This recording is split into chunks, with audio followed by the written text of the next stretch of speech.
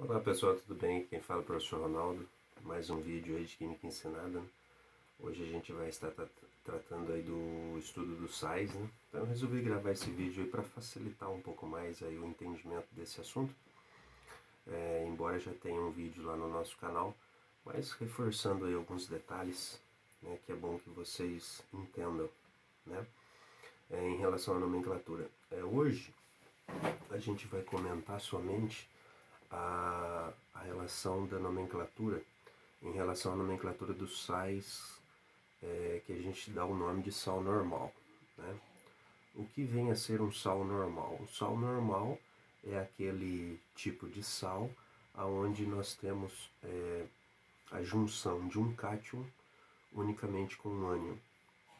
A gente viu na função inorgânica ácido que essa função é uma função molecular, né? São compostos moleculares, e sempre a gente tem o hidrogênio ali num primeiro momento, né, na frente da fórmula, ligando-se com um ânion, né? Então o que sempre aparece nos ácidos é o hidrogênio no começo da fórmula, né? Já nas bases a gente tem aí a terminação com a hidroxila, com o hidróxido, né, com o OH. E aí varia, fica variando daí os cátions ligados a esta hidroxila. Agora nos sais, a gente tem vários tipos de sais. Mas inicialmente a gente vai tratar do sal normal, dos sais normais, né, que são aqueles onde a gente tem um cátion e um ânion, né, e como a gente sabe, os sais, eles são substâncias iônicas, né? O que vem a ser isso? O que são substâncias iônicas? Aquelas que fazem ligação iônica, né? E toda vez que a gente tiver um sal, né, nós vamos ter num primeiro momento o cátion, né, associado com um ânion, certo? Então, isso aqui é na fórmula. Toda vez que a gente tiver a fórmula do sal, a gente terá o cátion ligando-se com o ânion, ok? Então, é bom sempre a gente guardar um exemplo, né? Eu cito sempre aí para a gente guardar um exemplo bem comum aí do nosso dia a dia, que é o sal de cozinha, né? O cloreto de sódio. Então, olha a fórmula dele. Na, ó, primeira letra maiúscula, né? Seguida de letra minúscula, maiúsculo, minúsculo, elemento sódio, seguido do Cl, cloro, né? Então, olha só, eu falei para vocês que na fórmula sempre o que vem em primeiro lugar é o cátion, né? Então, aqui nesse caso, o sódio ele é o cátion, ele é o positivo, seguido aí do cloreto, que é o negativo, né? Só que tem um detalhe, quando a gente pega esse sal, né, e tem o nome dele, né, isso inverte, né? Então, olha só o que acontece quando você tem o nome do composto escrito, né? Como que chama esse composto? Esse composto iônico? O cloreto é o famoso cloreto de sódio. Então, olha só, o cloreto de sódio, quando o nome está escrito, aí inverte-se. No nome, quem vem na frente é o ânion primeiro, nesse caso aqui é o cloreto, né? O nome desse ânion Cl é o cloreto, e depois D, o nome do cátion, certo? Então toda vez que a gente tiver um sal normal, a gente vai ter isso. No nome, primeiro o nome do ânion, seguido do nome do cátion. Já na fórmula, sempre é o nome do cátion primeiro, depois primeiro é a representação do cátion, depois a representação do ânion, ok? Vamos ver um outro exemplo, um outro nome aqui de um sal. Por exemplo, é sulfato de alumínio.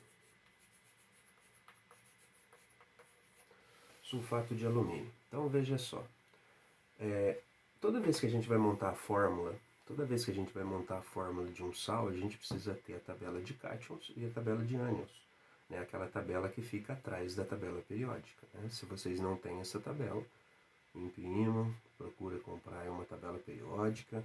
Se já tem a tabela periódica, localizem aí na tabela de vocês, tá? Na internet tem muitas tabelas de cátions e ânions aí para vocês imprimirem, tá? Então, como aqui está escrito o nome, o sulfato, então, a gente sabe que ele é o negativo, né? Então, você vai procurar o sulfato na tabela de ânions e, consequentemente, o alumínio vai ser o positivo, aquilo que a gente chama de cátion, ok? Só que na hora que você for montar a fórmula, lembre-se que você vai ter que trocar, né? Primeiro vem o alumínio primeiro e depois vai vir o sulfato, né?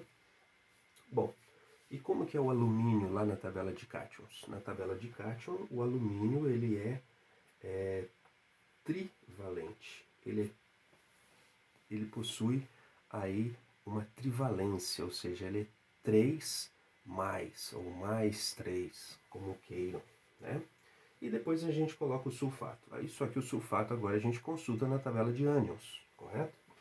Então, na tabela de ânions, você vai procurar lá o sulfato e vai identificar que ele é o SO4 e a carga dele é 2 menos. Então, ou seja, ele é um Di negativo, um ânion Di negativo, né? Isso aqui já é a fórmula final? Não, não é a fórmula final, porque a gente tem ainda que demonstrar essa fórmula sem as cargas. Para isso, né, a gente vai fazer uma regrinha na química que é muito útil, que é a regra do escorregador, né? O que essa regra do escorregador ela nos diz? Que a carga do cátion, que é esse aqui, essa carga do cátion, ela escorrega para o pé do ânion, para o pezinho aqui do ânion, tá? Só que, veja bem, a hora que a gente desce esse número 3 aqui para o pé do ânion, já tem o número 4. Então o que a gente precisa fazer? Precisa colocar um parênteses entre o SO4 para não misturar os números, tá? Então fica assim, ó, AL, a gente vai colocar um parênteses, SO4, e o 3 escorrega aqui, ó, tá? O 3 vem aqui, tá? E esse 2 aqui do sulfato vai escorregar aqui no pé do cátion. Então a carga do cátion escorrega para o pé do ânion e a carga do ânion escorrega para o pé do cátion, tá? Ah, mas é só o número que desce, professor? Sim, é só o número. O sinal, não, né? Então aqui vai escorregar o 3 e aqui vai escorregar o 2, tá? Então o 2 aqui, que é a carga, que é a valência do sulfato, vai vir aqui embaixo. Então a gente coloca o 2 aqui no pezinho do alumínio, tá? Então a fórmula do sulfato de alumínio é Al2SO4 3, ok? Então, gente, essa revisãozinha rápida é só pra gente focar um pouco melhor aí. Tem um outro vídeo que eu vou postar também, tá? Para nossa aula de hoje, pra gente entender melhor. Não esqueçam de consultar o livro de vocês, a parte teórica, né? Isso ajuda bastante. Procure identificar lá as características da função ácido. Então são 4 funções inorgânicas: ácidos, que a gente já viu, as bases, que a gente viu na aula passada. Hoje a gente está vendo os sais e depois a gente vai ver a função óxido, ok? Então, na próxima aula a gente vai tratar dos óxidos, depois a gente faz uma revisão geral, ok? Aquele abraço, professor Ronaldo. Tchau, tchau, até a próxima.